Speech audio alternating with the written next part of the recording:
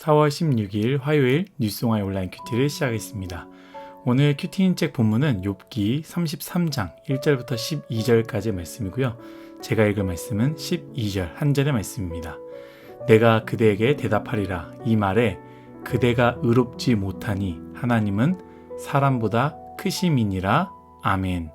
오늘 여러분들과 함께 다른 방식의 위로 엘리후에게 배우다. 다른 방식의 위로 엘리후에게 배우다 라는 제목으로 큐티를 나누도록 하겠습니다. 샬롬. 오늘도 말씀을 시작하신 여러분 주님의 이름으로 축복합니다. 우리는 계속해서 욥기의 말씀을 나누고 있습니다. 어제 보이는 큐티를 통해서 엘리후에 대해서 함께 이야기를 나누지 않았습니까? 물론 엘리후 또한 사람이기에 완벽하지 않지만 엘리후를 통해서 배울 수 있는 것들이 참 많음을 보게 됩니다. 오늘부터 엘리후가 직접적으로 욥에게 이야기를 하는데요. 이 말씀을 통해서 우리가 배우고 깨달아야 하는 것들을 얻는 우리 모두가 되기를 예수님의 이름으로 축복합니다. 고난을 겪는 사람들에게 진정한 위로는 무엇일까요? 엘리후는 욥의 새 친구들과 다른 방식으로 욥에게 다가갔습니다. 우리가 기억해야 되는 것은 욥의 새 친구들이 욥을 처음부터 정죄하기 위해서 찾아오지 않았음을 우리는 알고 있습니다. 진실한 마음이었고요. 욥을 안타까워하는 마음으로 찾아갔다라는 것을 기억해야 합니다. 그러나 그 방식들이요. 욥에게는 옳지 않았고요. 결국에는 상처가 되지 않았겠습니까? 엘리후는 접근이 조금 달랐습니다. 그 부분을 여러분들과 함께 나누고자 하는데요. 세 가지입니다. 첫 번째는 설득의 기술, 진실함과 겸손함입니다. 여러분들은 누군가를 설득하기 위해서 사용하는 기술이 있을까요? 유튜브에서도 이 부분을 검색하면 진짜 많은 컨텐츠와 이야기들이 있을 것입니다. 그런데 저는요, 여러 가지 중에 가장 중요한 것을 꼽는다면 바로 진실함과 겸손함입니다. 엘리후는 욥에게 이 두 가지를 강조합니다. 진실함이지요. 속이려고 혹은 무언가를 얻기 위해서 거짓으로 접근하지 않았고요. 진실함으로 이야기한다고 이야기하고 있습니다. 뿐만 아닙니다. 엘리후는 내가 너보다 더 많은 것을 알고 있기에 혹은 내가 더 나은 상황이니 나의 말을 들어야 한다라고 접근하지 않았습니다. 사실 새 친구들은요. 나는 고난이 없으므로 나는 의인이고 너는 고난이 있으니 죄인이다 라는 접근으로 다가가지 않았습니까? 그러나 엘리후는요. 욥이 지금 어떠한 상황이든 자신이 어떠한 상황이든 그것과 상관없이 6절 말씀입니다.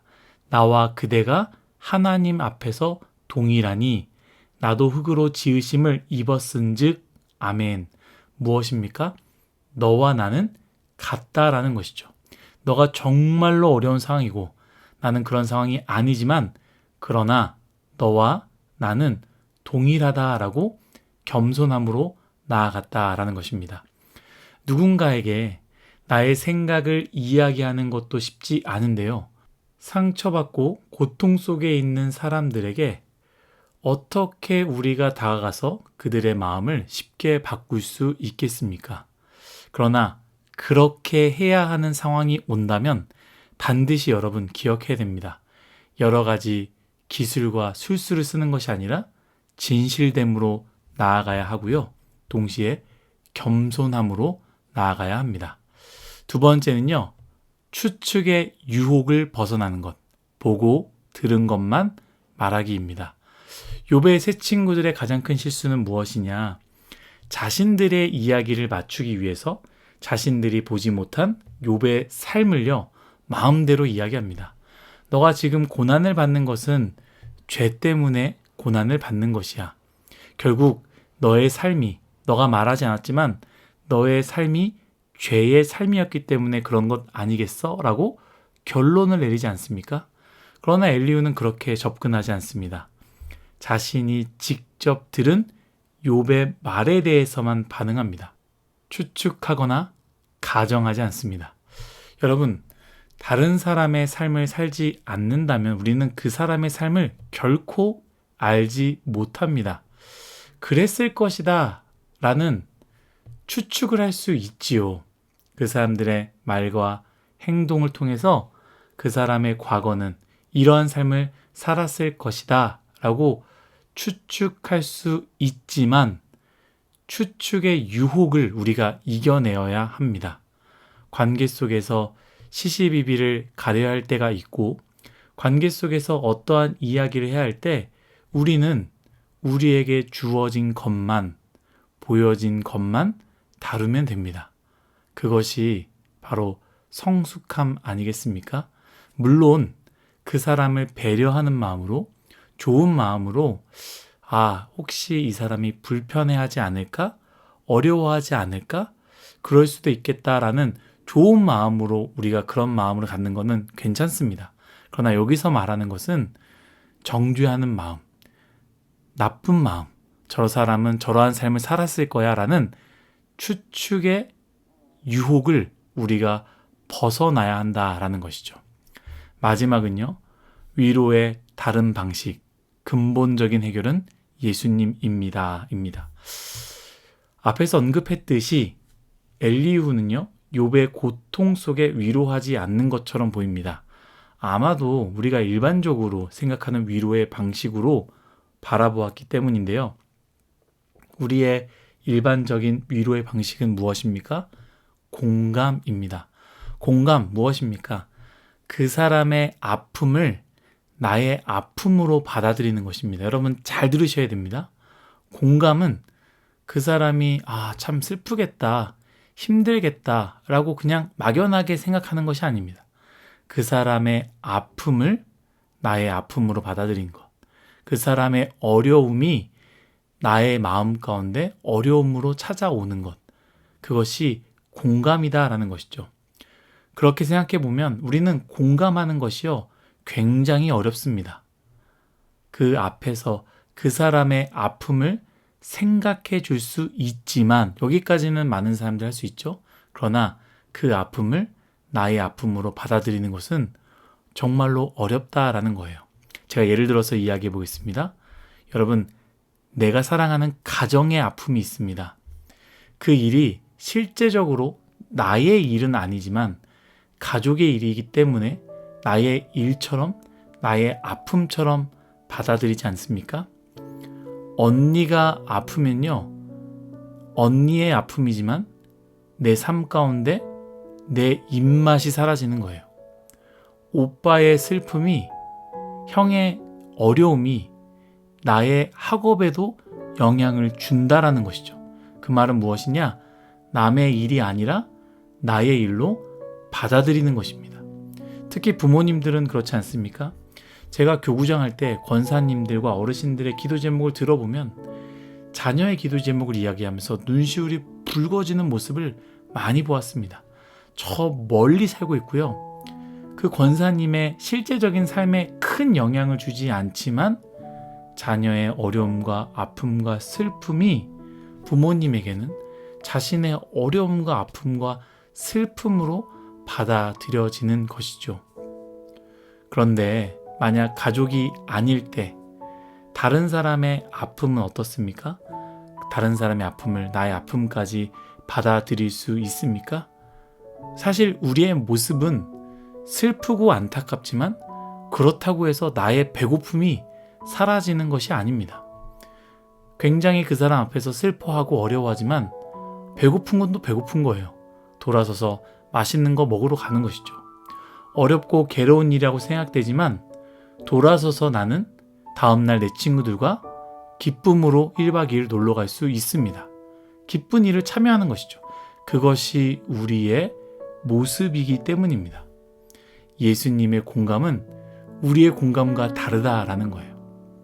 어찌 보면 우리가 말하는 공감은요, 정말로 참 어려운 것 같습니다. 오늘 말씀의 엘리후에도 그런 공감은 없습니다. 그런 기준으로 엘리후를 바라볼 때 그는 욥의 아픔과 고통에 위로하지 않는 것처럼 보입니다. 그러나 엘리후는요, 그러한 공감은 없었지만 무엇이 있었느냐? 욥이 하나님을 올바르게 인식하도록 도왔습니다. 전에도 언급했지만 모든 문제의 해결은 예수 그리스도입니다. 문제의 어려움 속에서 문제를 바라보면 더 어려울 뿐입니다. 옆에 있는 사람도 마찬가지입니다. 그 사람을 도우려 그 사람의 문제를 바라보면요, 함께 어려울 뿐입니다. 그러나 그 어려움 속에서 예수님을 바라보면 그 문제는 더 이상 문제가 아니게 되는 것이죠. 엘리후는요, 분명히 욥의 죄 때문에 고난을 받은 것이 아님을 알았지만 욥이 하나님을 바라보는 속상하고 안타까움이 잘못되었다라는 것을 알고요, 그것을 올바르게 인식하도록 도우려 했습니다. 욥이 만약 하나님을 제대로 바라본다면 욥은 자신의 고난을 하나님의 큰 계획 안에서 이해할 수 있게 되는 것 아니겠습니까? 여러분, 제가 예전에 그런 얘기를 한 적이 있어요. 해석의 싸움이다 라고 이야기했습니다. 여러분들의 삶 가운데 어려움이 찾아올 때 해석하는 능력이 있으면요, 그 어려움은 더 이상 어려움이 아닙니다. 하나님의 계획 안에서 사용되어지는 놀라운 도구가 되는 것이죠. 혹시 어려움 가운데 있으십니까? 여러분, 예수 그리스도의 렌즈로서 그것을 바라보며 해석하는 능력이 있기를 예수님의 이름으로 축복합니다. 사랑하는 뉴스송아 여러분, 참으로 고통과 어려운 사람 앞에 두고 잔인하게 말과 행동을 했던 세 친구들 말고요, 어찌 보면 친구가 아닐 수 있는 엘리후는요, 욥 앞에서 정말로 필요한 행동을 취해 주었습니다. 진실함과 겸손함으로 나아갔고요, 추측의 유혹을 벗어나 보고 들은 것만 이야기했으며, 전통적인 위로의 방식은 아니지만 엘리후가 할 수 있는 위로, 하나님을 바르게 인식하도록 돕는 것을 했습니다. 우리는 욥의 새 친구와 가깝습니까? 아니면 엘리후의 모습과 가깝습니까? 부족하지만 오늘 엘리후의 모습을 기억하며 내 옆에 있는 사람들에게 진실과 겸손함으로, 추측의 유혹을 피함으로, 그리고 하나님을 바르게 인식하도록 돕는 우리 뉴스송아의 모두가 되시기를 예수님의 이름으로 축복합니다. 다 같이 기도하겠습니다. 하나님, 우리의 인생 사실 돌아보면 욥의 새 친구와 같습니다. 우리가 욥의 인생이 되었을 땐 욥의 새 친구의 모습이 아니라 엘리후의 모습을 바라지만, 우리는 우리가 살아갈 때 힘든 사람들 앞에서 욥의 새 친구처럼 정죄하거나 그 사람들을 어렵게 하는 경우들이 더 많았던 것 같습니다. 그러나 오늘 엘리후의 모습을 바라보며 기억하고 진실함과 겸손함으로 나아갔던 것, 추측의 유혹에서 벗어나 보고 들은 것만 이야기하는 것, 전통적인 위로의 방식은 아니지만 하나님을 바르게 인식하도록 돕는 것을 할 수 있는 우리 뉴스송아의 모두가 되게 하여 주옵소서. 감사하며 예수님의 이름으로 기도드렸습니다. 아멘.